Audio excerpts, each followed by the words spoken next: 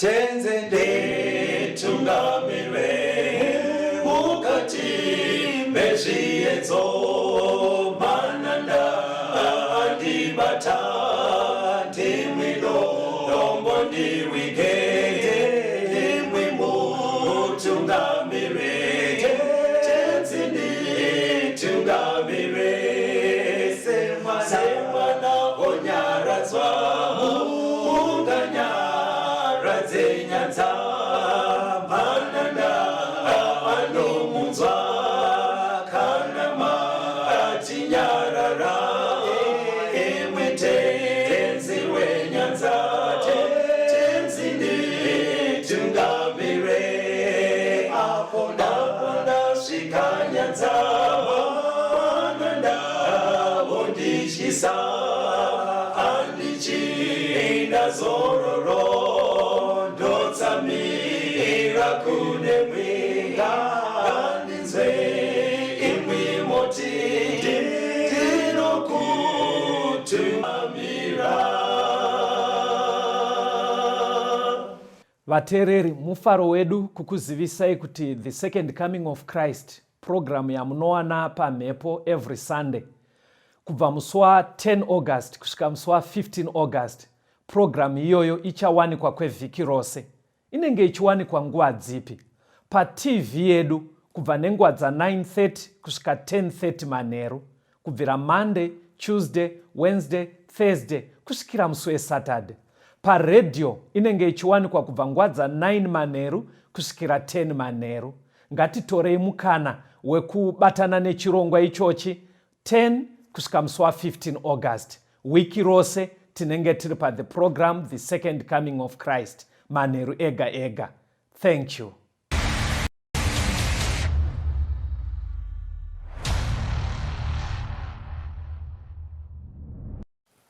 Kwazivai vateereri, tinomuchingamidzai kuchirongwa the second coming of Christ chamunopiwa naPastor Gift Rwodzi vekuNorth Zimbabwe Conference of the Seventh Day Adventist Church pamwe chete naPastor Caston Betera vekuEast Zimbabwe Conference of the Seventh Day Adventist Church. Mustudio nhasi tina Proclaim Rwodzi ari kutiisira musign language. Mufundisi kwazivai vateereri. Vateereri, tinokuchingamidzai kuchirongwa. Tinotenda. Ngatipindei muhurukuro yedu ine musoro wenyaya unoti zvatinodzidziswa nemhuka part 1. Zvatinodzidziswa nemhuka. Ndizvozvo. What we can learn from animals. Okay. Alright. Saka toda kutanga nekuerengerwa namufundisi pana Revelation chapter 14 verse 6 na 7. Zvakazarwa 14 verse 6 na 7. Zvakazarwa 14 verse ya 6. Zvino ndakaona mumwe mutumwa achibhururuka pakati pedenga, ane evhangeri isingaperi, kuti aiparidzire vanogara panyika, namarudzi ose, nendudzi dzose, nendimi dzose, navanhu vose. Akati neinzwi guru, ityai Mwari mumurumbidzei, nokuti nguva yake yokutonga yasvika. Namatai iye wakasika denga nenyika negungwa namatsime emvura. Panapa tiri kuona muchimiro chengirozi iri kubhuruka nepakati pedenga. Iri kuratidza kufamba kunenge kuchiita vhangeri mazuva ano ekupedzisira. Saka chimwe chinhu chiri kudeedzerwa nengirozi izvi chinongedzera kufamba kuri kuita vhangeri raMwari. Iri kuyambira kana kuti inenge iri kuchenjedza vanhu kuti pamazuva ataakurarama anaya dai vanhu vatya Mwari, dai vanhu vanamata Mwari, nekuti nguva yekutonga yaMwari yasvika. Zvikanzi namatai akasika denga nenyika nemagungwa nematsime emvura. Saka pfungwa iyi takamboitaura pastor, iye kunamata akasika. But hamufunge here kuti zviri nani pandaigadzira chidzidzo ichi. Ndakaona zvakakosha pastor. Timboona kusika kwacho. Muri kuti nemamwe anzi tidzokere munhoroondo yekusika kwacho semabudira inoita mushoko. Titomboona creation yacho because tokonoramba chitaura zvinhu ka. Totora for granted kuti vanhu vari kutozviziva. Alright. kungoona bedzi kuti Mwari achisika zvaifamba sei mukutaura kwebhaibheri. Saka pastor aitomhanyai kuna Genesis 1. Vateereri, nyaya yekusikwa kwezvinhu naMwari inowanikwa kuna Genesis. Saka pastor vachatotanga kutinamatira pana Genesis 1 vhesi ya1 kutiverengera. Genesis 1 vhesi 1. Pakutanga Mwari wakasika denga nenyika. That's the beginning. Alright. Saka ndo chinhu chekutanga, ndo vhesi rekutanga mubhaibheri vateereri. Hanzi pekutanga kwezvinhu zvese ndiMwari akasika. Ndiye akasika. Zvekutoti nyaya iyi ndofunga ndo inofanira kutanga kujeka mupfungwa memunhu. Pfungwa iyoyi vateereri, muchaona kuti munyaya dzekunamata mumachechi pane zvinonzi madoctrines, toti kudi dzidziso. Madoctrines. Kune madoctrines like muchidzidzisa vanhu zverubhabhatidzo, salvation, about the second coming, resurrection. Madoctrines ka. But imwe doctrine yakatokosha isingafani kushayikwa mumachechi pasi ndimo vafundisi, idoctrine yecreation.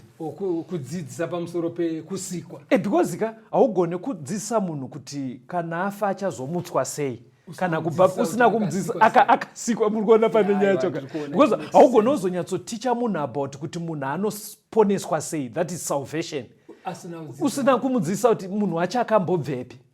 Hani mazvibata ka. Kuti motikari unyatsoziva kuti inoshandiswa sei ka, unofanira kuudzwa nevakagadzira. Saka toda kuti titange taona kusikwa kwezvinhu.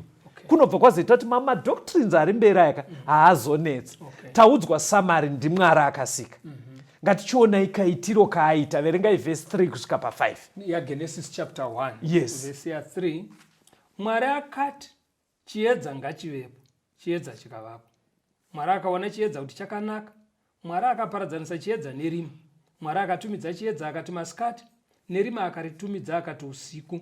Madeko akavapo namangwanana akavapo zuva rimwe. So on day number 1 of creation, God created light. Atiendai pa day number 2 verse 6 to 8. Genesis 1 verse 6. Mwari akati nzvimbo ngaivepo pakati pemvura, kuti iparadzanise mvura nemvura. Mwari akaita nzvimbo, akaparadzanisa mvura yakanga iri pasi penzvimbo nemvura yakanga iri pamusoro penzvimbo, zvikaita saizvozvo. Mwari akatumidza nzvimbo akati denga. Madeko akavapo namangwanana akavapo zuva repiri. Day number 2 iri pari kucreatwa, iri kunzi denga muchirungu inobuda zvakanaka, inenge iti firmament, kuratidza kuti pane mapoka mairi aparadzaniswa naMwari. Tauda kuenda pa day number 3 mufundisi. Day number 3 verengai verse 9 to 13. Genesis 1 verse 9. Mwari akati mvura iri pasi pedenga ngaiungane pamwe chete, kuti pasi pakaoma paonekwe, zvikaita saizvozvo. Mwari akatumidza pasi pakaoma akati nyika, nemvura yakaungana akaitumidza akati makungwa. Mwari akaona kuti zvakanaka. Mwari akati nyika ngaimerese uswa nemirivo inobereka mbeu, nemiti inobereka michero ina marudzi ayo, mbeu dzayo dziri mukati mayo.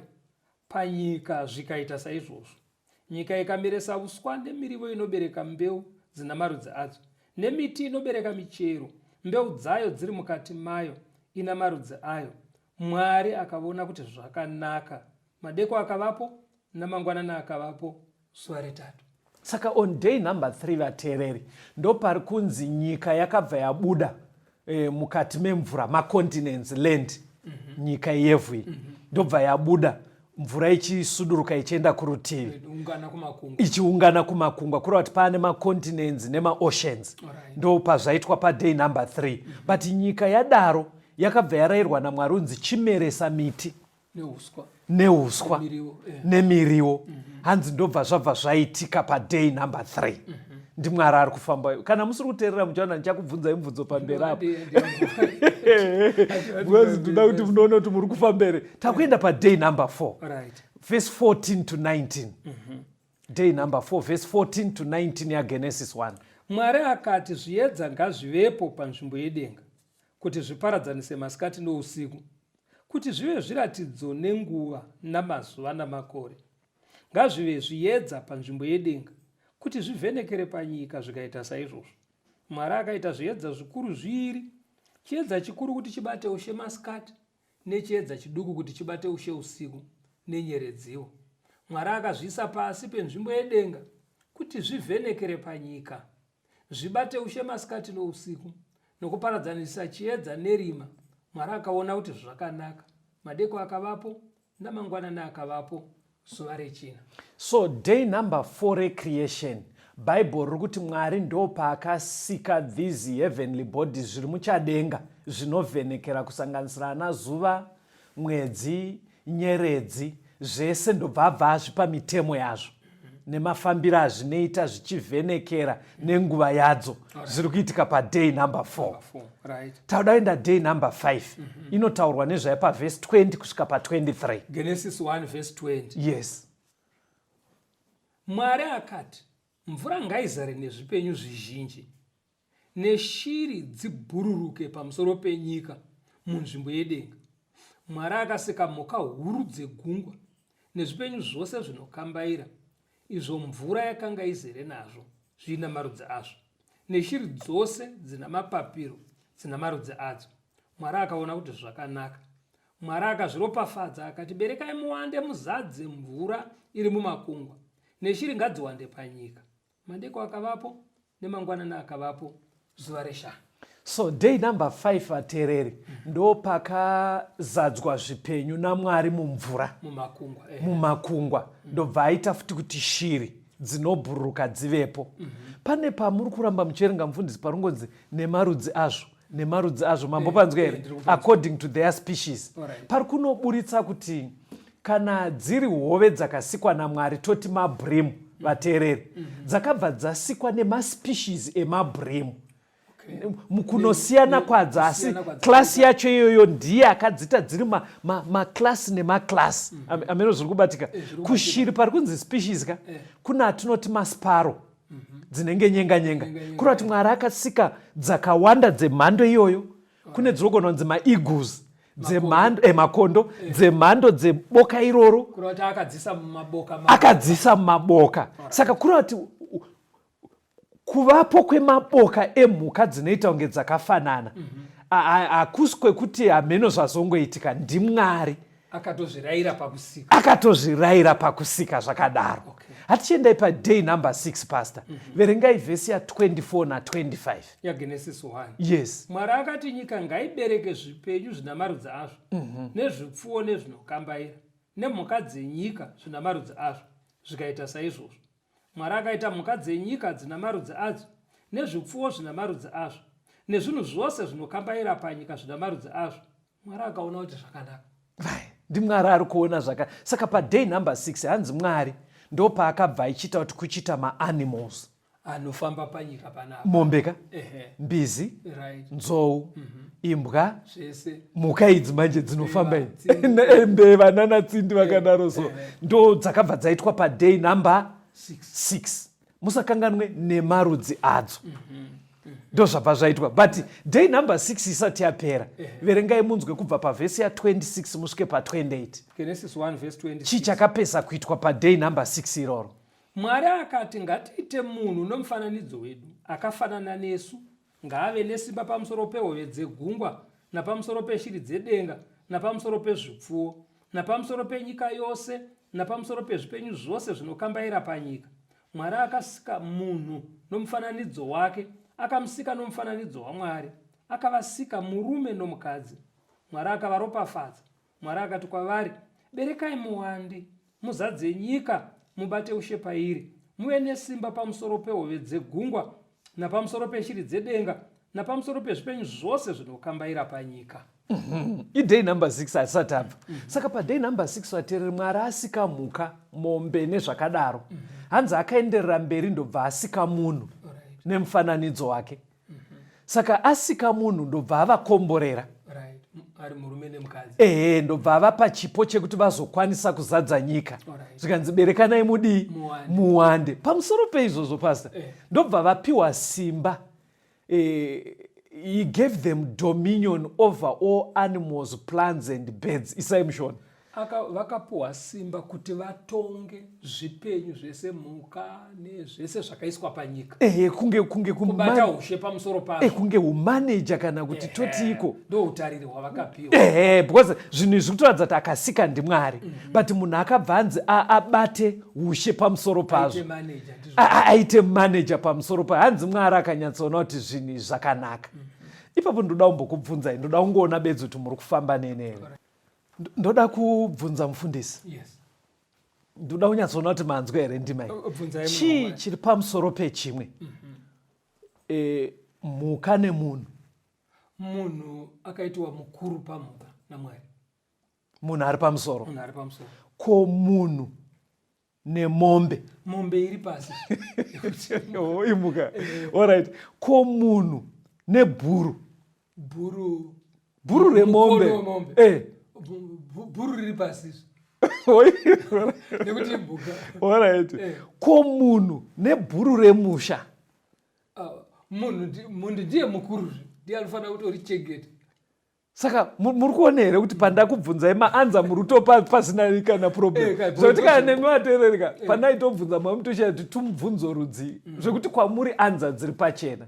Saka muchiona kuti ndofunga hameno zvatinozongoitwa naSatani kuti tifunge kuti bhuru ringachichengete munhu. Pane kachitsotsi katinoitwa ipapo shuwa kekuti munhu ndiye aiswa pamusoro kuti achengete zvese. Pandakakura pane rimwe bhuru raitonzi asekuru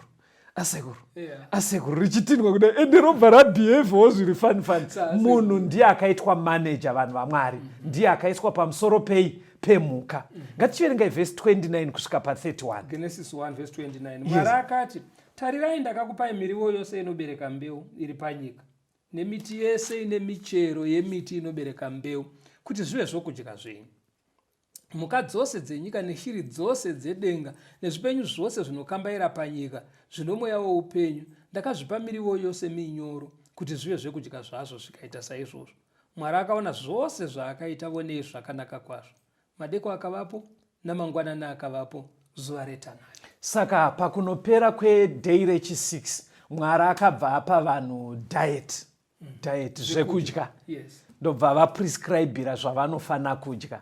Manzwa here kuti bhaibheri pasikwa mhuka padhei number 6 risati rataura kusikwa kwevanhu rabva rati Mwari akaona zvakanaka. That's right. But muri kuona here kuti Mwari iyeye pazopera dhei 6 ndiye azopa vanhu zvekudya. Because pane panomboita mibvunzo inobva kuateereri kuti kwemimi muchitaura kuti bhaibheri haritendera kuti nguruve idyiwe nevana vaMwari, mbeva hadzidyiwe, inga Mwari paakasika akaona zvakanaka. Mungapindure sei nendima dzataerenga idzi? Akaona zvakanaka segirazi rakanaka. Yes. Tai yako yakanaka. Asi haina kunakira kudyiwa.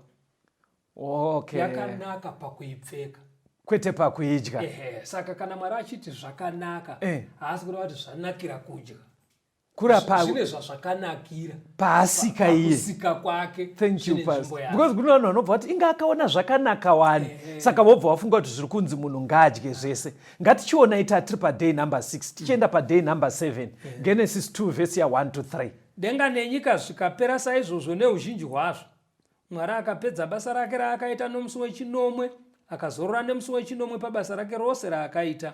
Mwari akaropafadza musi wechinomwe akauita mutsvene, nokuti wakazorora nawo pabasa rake rose raakanga asika nokuita iye Mwari. Mwari pakupedzisira padhei number 7 ndo pari kunzi pakazosvika dhei number 7 Mwari anga apedza kusika, ndobva azorora.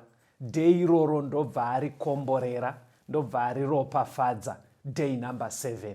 Saka ndo nhoroondo yekusika kwaMwari iri mubhaibheri pasi. Regai timbonzi kwakambomufundisi yatosumudzira kubva ipapo. Thank you.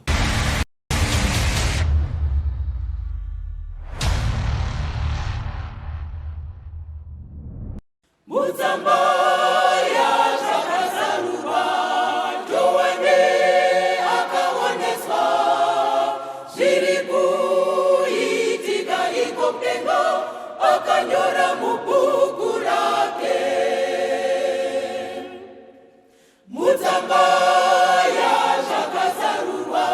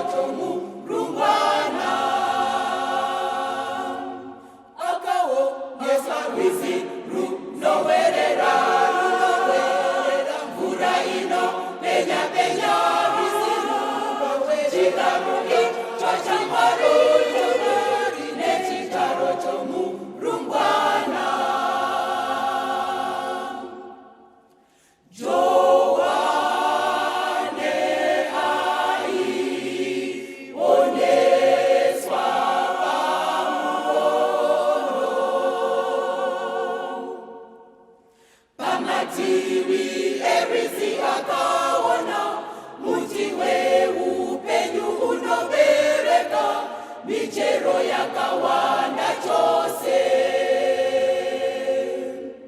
Muti uyo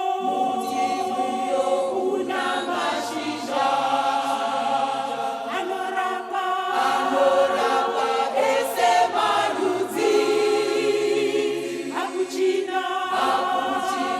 Akuchina chakatukwa iko kudenga. Muti uyo una mashizha anorapa ese marudzi. Akuchina chakatukwa iko kudenga. Penyu singaperi, nyika yerunyararo. Penyu singaperi, nyika yerunyararo. Penyu singaperi, nyika yerunyararo.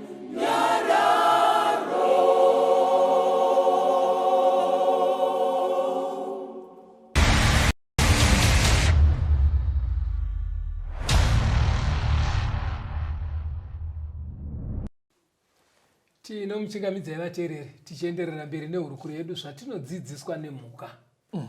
Maybe tisataenda zvatinodzidziswa nemhuka, ngatimboona zvimwe zvakangosikwa zvisiri mhuka. Endai pana mapisarema 33 vhesi ya6 to 9. Mapisarema 33 vhesi ya6. Kudenga denga kwakaitwa neshoko raJehovha, uye hondo dzose dzoko nokufema kwomuromo wake. Unounganidza mvura zhinji yegungwa pamwe chete somurwi. Unochengeta mvura zhinji dzakadzika mumatura. Nyika yose ngaitye Jehovha, vese vagere panyika ngavadedere pamberi pake, nokuti iye wakataura zvikaitika, akarayira zvikamira zvikasimba. Panapa pari kupiwa chikonzero chekuti sei vanhu vachifana kutya Jehovha, vachifana kudedera. Hanzi kudenga denga uko, kana riri kuti kudenga denga rida kuedza kureva zvamunongota nesainzi yezvekuti pane mazikilometers kuenda uko. Riri kureva kuti kwese ikoko as far as you can see ameno kwakaitwa naMwari. Pari kunzi nehondo yazvo zvese vari kungoreva kuti neuwandu hwazvo zvinhu zviri koko, mastars, machii hanzi simba raMwari. Hanzi kana wapedza kutarisa nechemuchadenga, imboenda kugungwa, ungonomira uri kumhenderekedzo kwegungwa, woona mvura ichienda kunosvika kwaisingaperere. Hanzi ndiMwari anorongedza. Hanzi saka munhu ngaatye Mwari.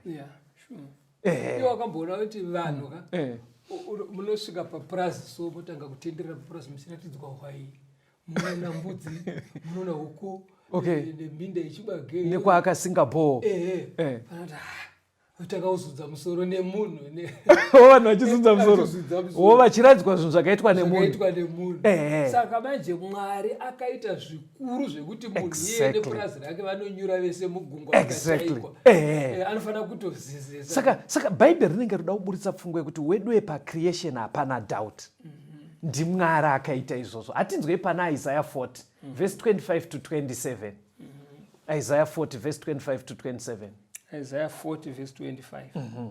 Ko zvino mungandifananidza nani kuti ndienzane naye? Ndizvo zvinotaura mutsvene. Tarirai kumusoro nameso enyu muone kuti ndiani wakasika izvozvi. Unobudisa hondo yazvo yakawanda.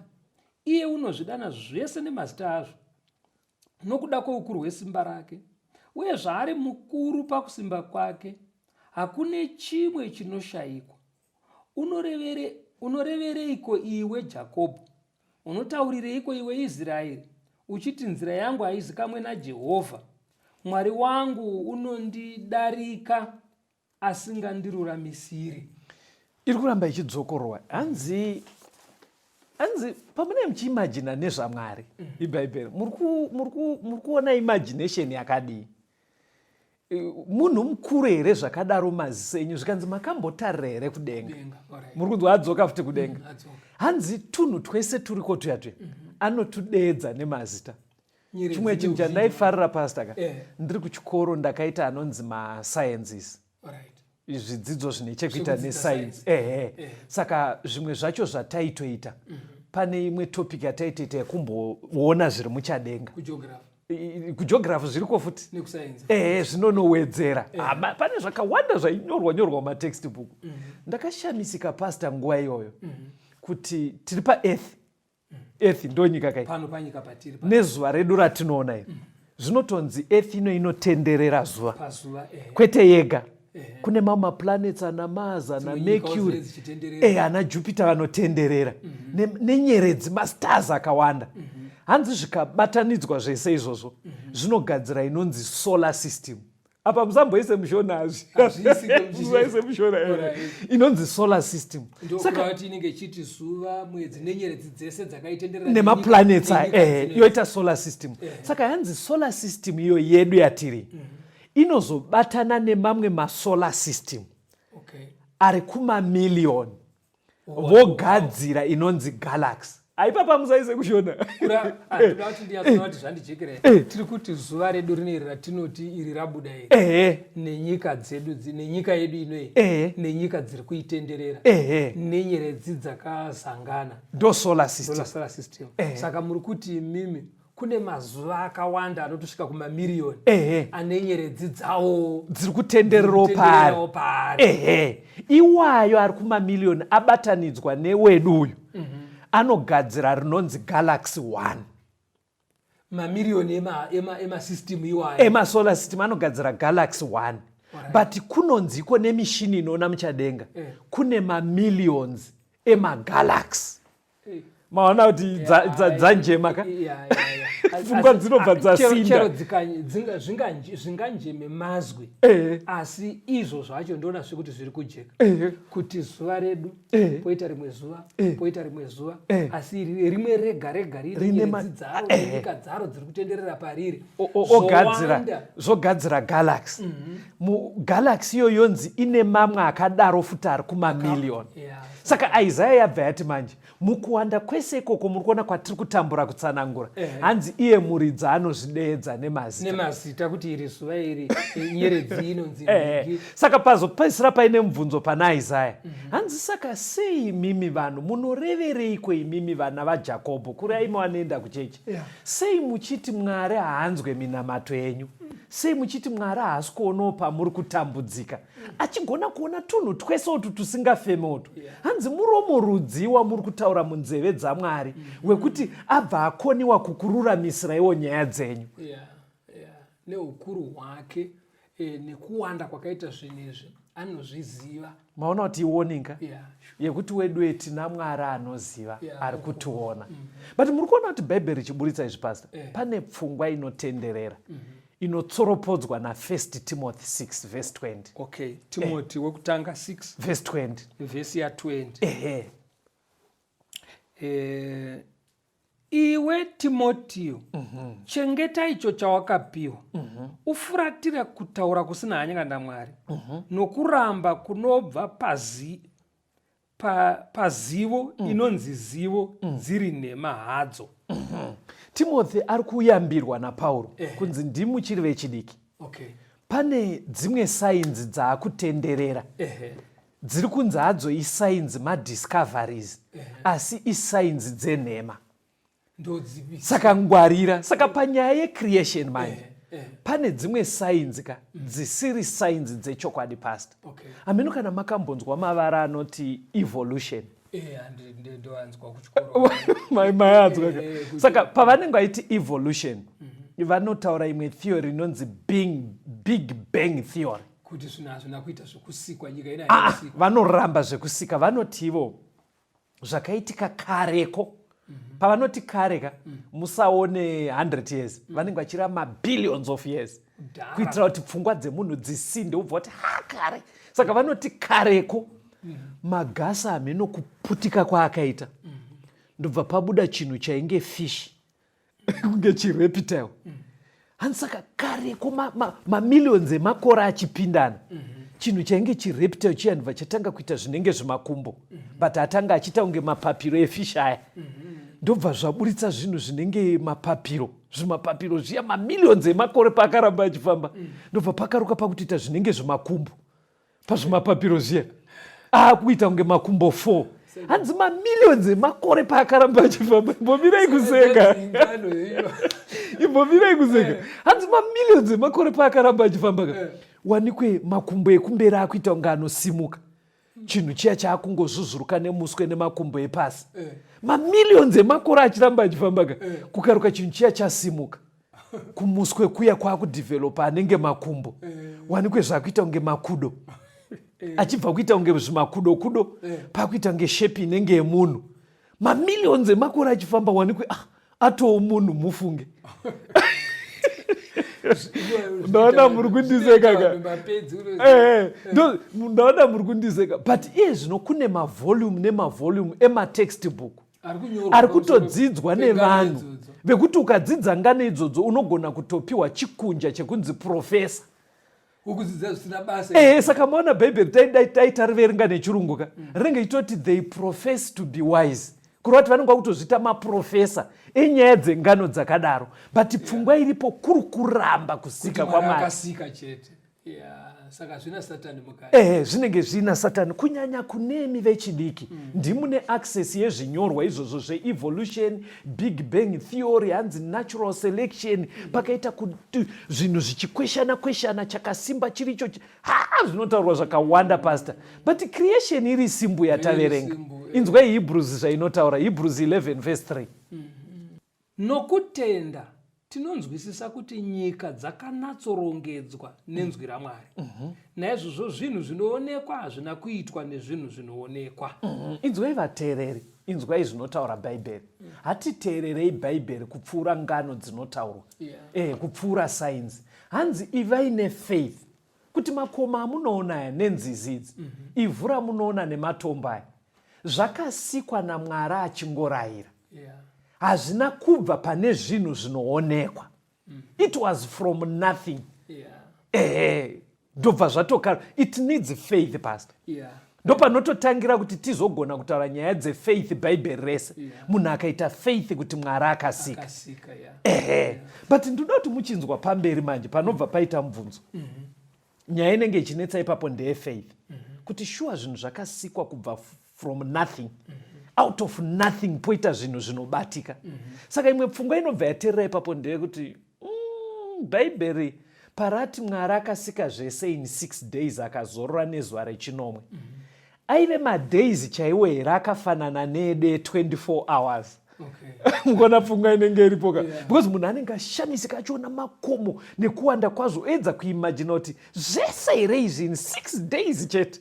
mazoneka zvokona sanga maranga remerwe anetseka kwakaita nekusakura munda wazone saka ndopfungwa inenge iripo but vateereri dzaitonyatso 6 days sei tichidaro ndoda kuti pastor vadzokorore kuerenga kuna Genesis chapter 1 munzwe manyorero akaitwa bhaibheri sekunge raitoziva kuti kune vachafungidzira kuti haazi madei chaiwo paisikwa naMwari paipera dhei rega rega ndoda kuti munzwe matauriro aiita bhaibheri pastor pavhesi ya5 vhesi ya8 vhesi ya13 19 23 31 ndoda kuti Genesis 1 vhesi 5 verengai tinzwe Mwari akatumidza chiedza akati masikati nerima akaritumidza akati usiku madeko akavapo nemangwanana akavapo zuva rimwe paipera day Bible riri kuti evening and morning was first day verengai vhesi 8 Mwari akatumidza nzvimbo akati denga madeko akavapo nemangwanana akavapo zuva repiri vhesi 13 madeko akavapo nemangwanana akavapo zuva retatu vhesi 19 madeko akavapo nemangwanana akavapo zuva rechina vhesi 23 madeko akavapo nemangwanana akavapo zuva reshanu vhesi 31 vhesi 31 vhesi 31 Mwari akaona zvose zvaakaita vonei zvakanaka kwazvo madeko akavapo nemangwanana akavapo zuva retanhatu saka bhaibheri riri kutsanangura richiti evening morning kuti muzvione kuti idhei redu chairo. Yameno isaisho zuva chairo chairo rinoti kwavira nekwaedza. koedza. Because dai bhaibheri rakangosiya richiti day, zveshuwa Mwari aitoziva kuti kune vanhu vanozoda kuya nesainzi vachifunga kuti rangasiri literal day. Saka panotova mwanti zuva rakafanana nechiuru chemakore ndo dzimwe pfungwa dzacho ndoda kuti muzoiverenga. Ndakatoinyora pa 2 Peter 3 vhesi ya8. Endai pairi. Pastor vachitsvaga vhesi iroro, pfungwa iripo Mwari manyorera akaita mubhaibheri ainyora nenzira yakadaro yekuti zvijeke kuti raitova day re24 hours rine evening kana kuti rine night and day. I24 hours chaidzo. Verengai 2 Peter chapter 3 vhesi ya8.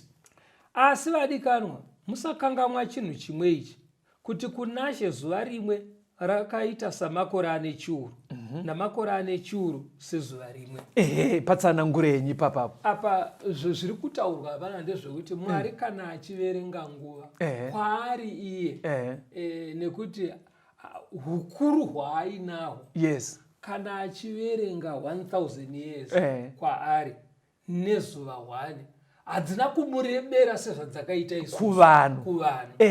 Uyu ndimwari, uyu ndivanhu. Zvekuti chitori chirunguka, bhaibheri haritomboti 1 day is equal to 1000 years. Rinototi 1 day is likened unto. Kureva kuti mumaziso aMwari maonero anoita time nesu zvakatosiyana. Aiwapo pakajeka vateereri. Ngatimboona zvimwe zvinoburitswa nesainzi dzechokwadi zvinoenderana nebhaibheri. Ingomhanya ipapo pastor. Pana Job 26 verse 7. Job 26 tibate nguva dzedu. Unotatamura rutivi rwokumusoro pasina chinhu, unoturikira nyika pasina chinhu. God hangs the earth on nothing. Ndo zvinotaurawo sainzi kuti nyika yakangorembera iri muspace yakangoturikwa. Mazona bhaibheri rinazvo. Chii chimwe chatinoziva about this earth chinoburitswa mubhaibheri? Handei pana Isaiah 40 verse 22. Isaiah 40 verse ya 22. Ndiye ugere kumusoro kwenyika yakavurungana, vanhu vagerepo vakaita semhashu. Ndiye unotatamura denga somucheka nokuriwadza setende kuti vagarepo. Ukaiverenga nechirungu inobuda zviri nyore kupfuura zvairi kuita Shona. Inobva yaburitswa zveshuwa this earth was created in a circle form. Sphere kuda bhora pari kunzi denderekedzwa apo. Vari kutoreva kuti ikaita sebo zvekutoti kare vaiveko sainzi vaifunga kuti nyika unoramba uchienda wozosvika kunopera kwaunodona. Ani mazona, but nekuverengwa kwebhaibheri vakatozodiscover kuti aiwa nyika ukatanga kufamba uchibva pauri dai zvaikwanisika unodzokapo nekuti ibhora yakaita denderekedzwa. Maybe tofana kumbonzwa kambo mufundisi. Toya toenderera mberi. Mwari ndiye akasika zvose.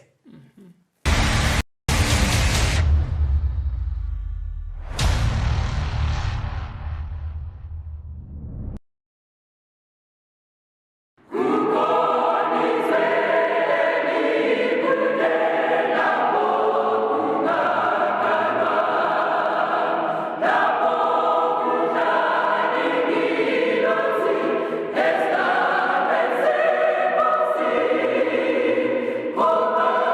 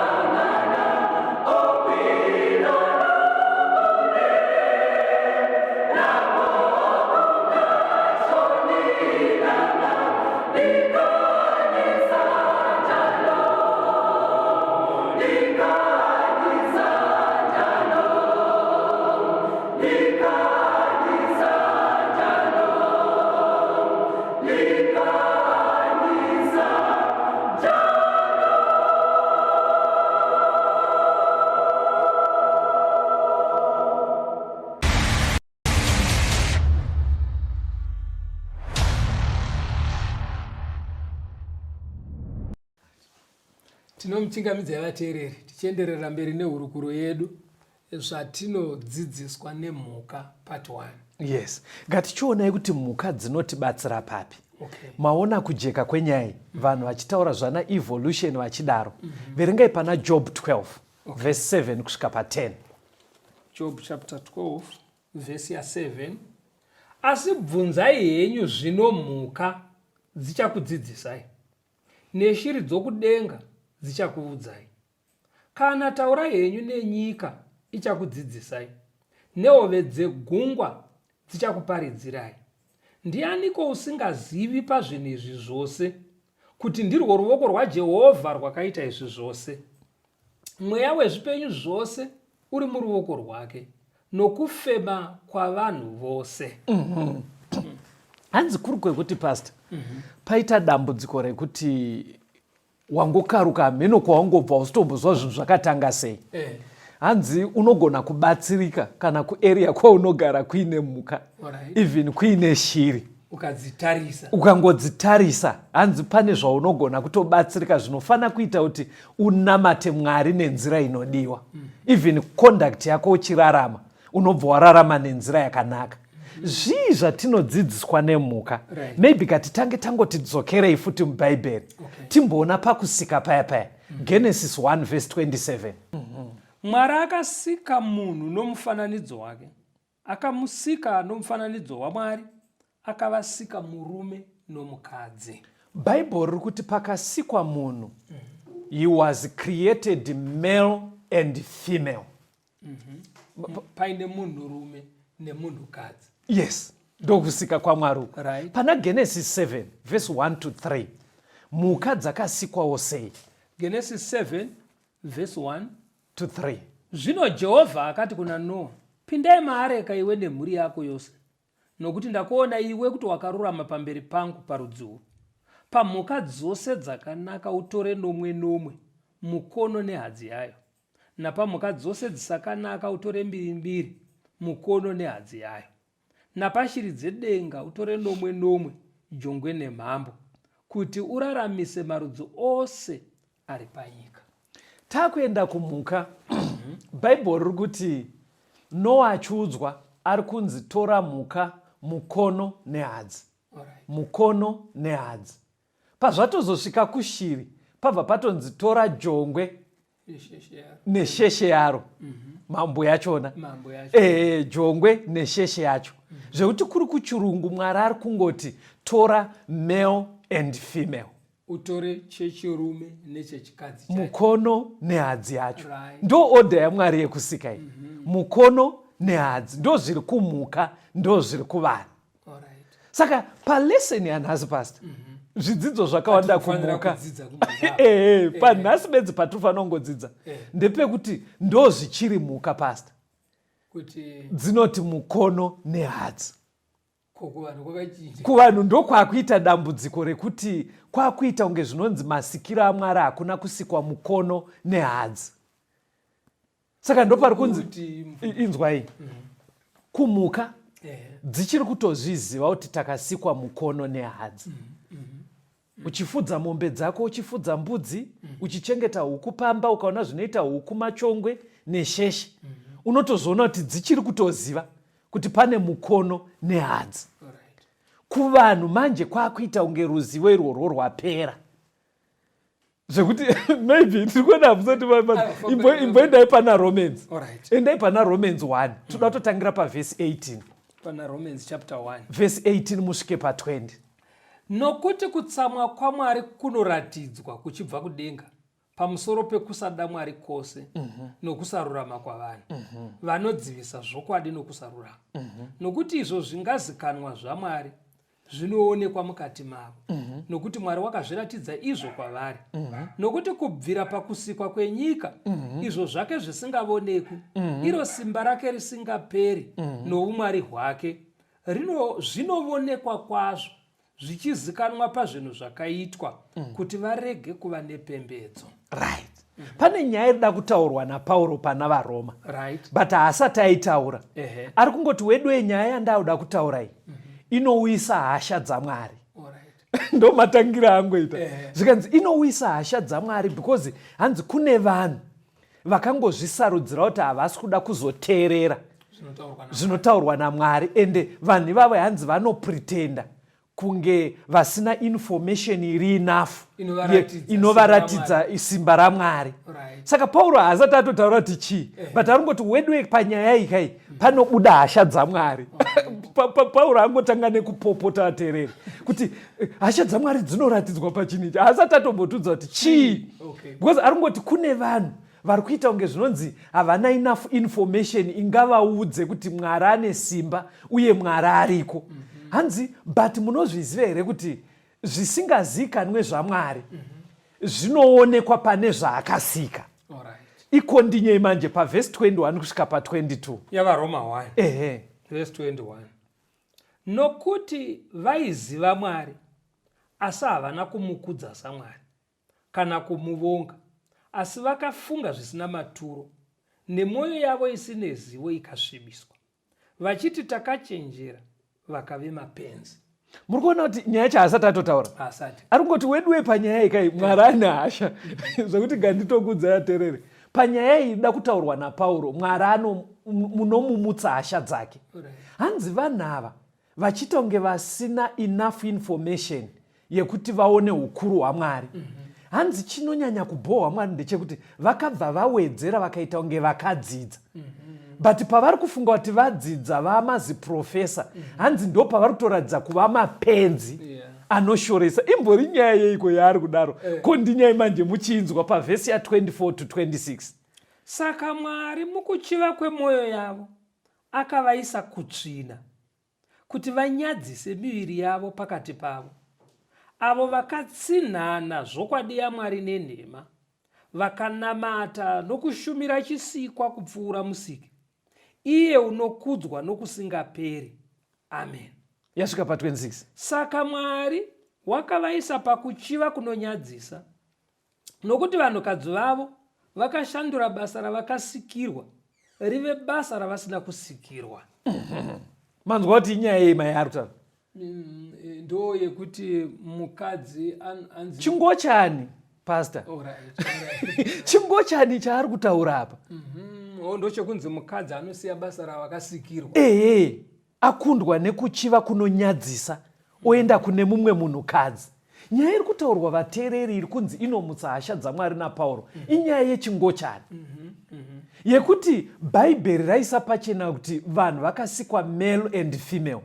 Mhuka dzakasikwa mukono nehadzi, shiri dzikasikwa jongwe nesheche.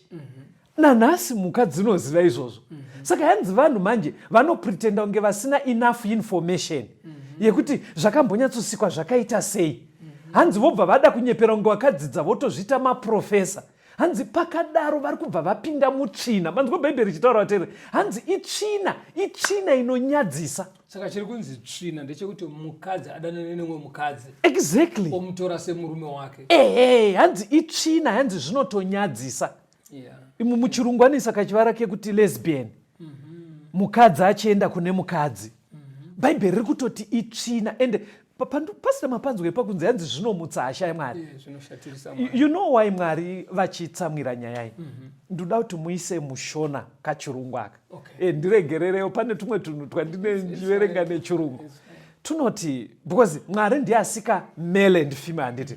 Saka if inzwai kachirungu aka vateererai, if you deny that we were created in the image of God, kana ukaramba kuti takasikwa mumufananidzo waMwari, male and female, murume nemukadzi, you also take the position that you are not accountable to God. Uchapedzisira wane kufunga kuti pakupedzisira hugone kuzvidayirira pamberi paMwari. If you deny in the origin of everything, kana ukaramba mavambo ezvinhu zvese, you will deny even the end of everything. Ucharambawo zvakare kuti zvese zvine magumiro azvichaita. If you deny the creation account in the book of Genesis, kana ukaramba nhoroondo yekusikwa iri muna Genesis, you will also deny the end account in the book of Revelation. ucharamba zvakare magumo ezvinhu zvese semabudiro azvinoita kuna zvakazarwa. Saka muchiona kuti panenge pachitaurwa nyaya yekuti we were created male and female, mukono murume nemukadzi, ukairamba nyaya iyi, vanhu vanobva vauya kuti iwe Mwari anomutswa hasha nezvinhu izvi uchanotsva. Saka unobva watora futi stanza yekuti I'm not accountable, who is he? Wobva waenda futi kuevolution. Hani mazonaka, because unenge wakuti Mwari wacho anondipisirei, ivo variwo vakandisika ndine majinzi ekuti ndiri mukadzi ndide mumwe mukadzi. Mwari wacho anondipisirei nemo. Muri kuona unobva waramba zvese. Muri kuona pfungwa yacho manje. But iyo pfungwa yacho yakambomira sei pastor yekuti science vari kunzi vakadzidza vataurwa vanenge vachiti munhu anenge asikwa ine majinzi ekuti iye ari mukadzi anenge aida umwe wakadzi. Right. Zvinogona kuve chokwadi kana vazvitsvaga musayenzi, sekuti vanhu vanogona kuona kuti kare mariro kaita ruoko kakonzerwa netsinga yakati, tsinga yabloka. sayenzi dzaburitsa zveshuwa izvozvo. Asi vanhu havasi kuzonoenda pamberi kutsanangura kuti ndo zvaonekwa nesayenzi asi kuremara handizvo zvazvaifanira kunge zviri. Urema.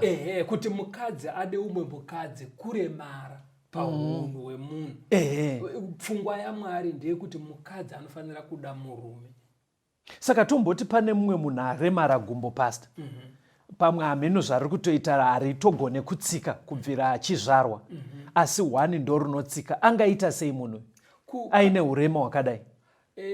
Pane zvinhu zvinogona kuita kuenda kuna ana chiremba kana zvichigadzirika, kuzvipatara zvinogadzirika, kana kutora kirachika, kana kutora chekufambisa kuitira kuti agone kufamba kusvika kwaanoda achiita zvinodiwa kuita. Saka dambudziko riripo manje vateereri, panotaurwa nebhaibheri nyaya yechingochani sei zvichimutsa hasha dzaMwari.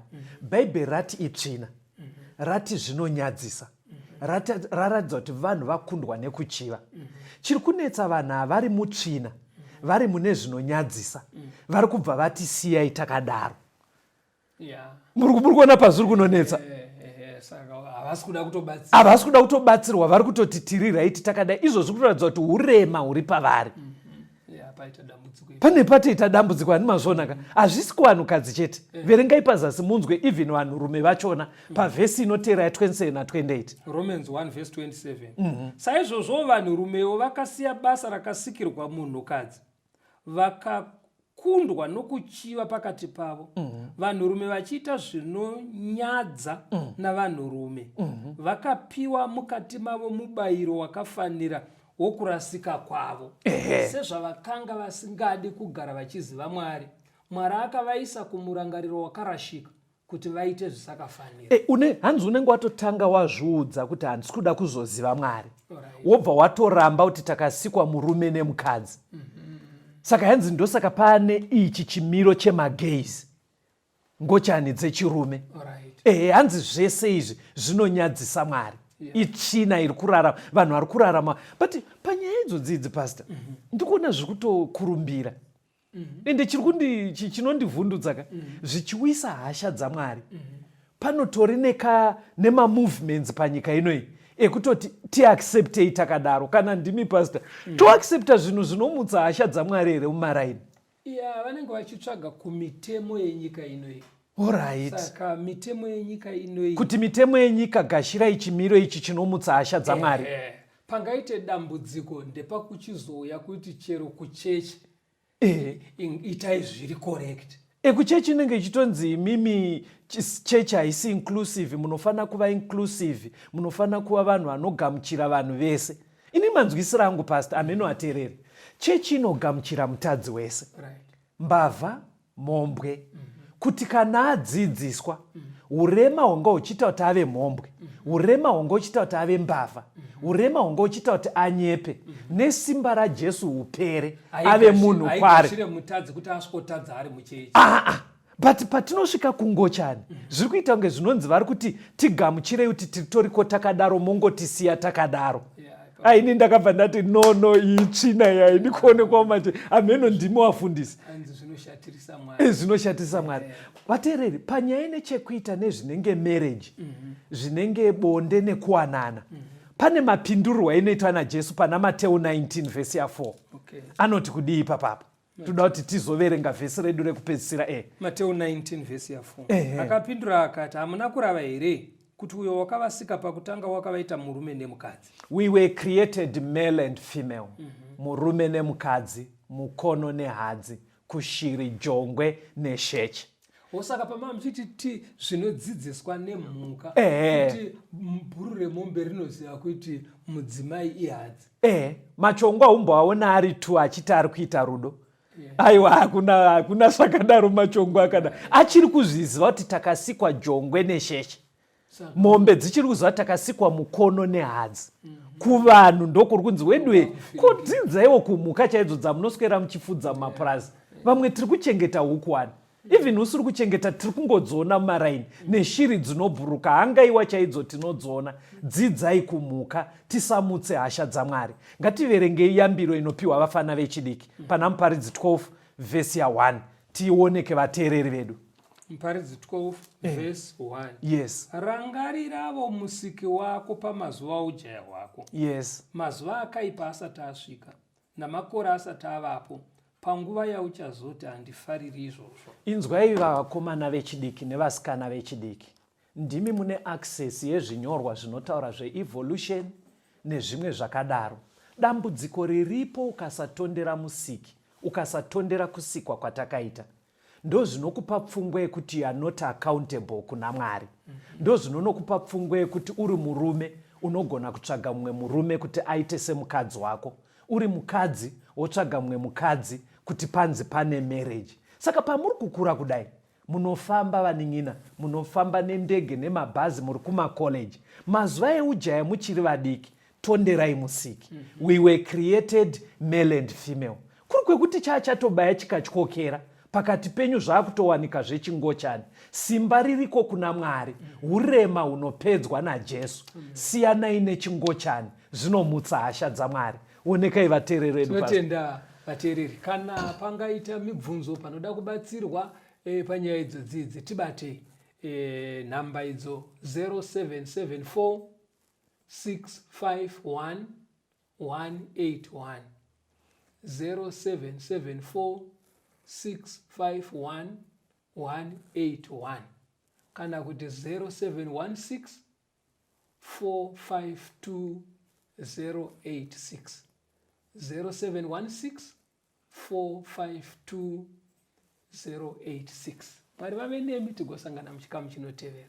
Tenzende tungamirwe mukati mezviedzo mananda andibata ndimwino dombo ndiwike ndimwimo tungamirwe tenzende tungamirwe semwana onyaradzwa unganya radze nyanza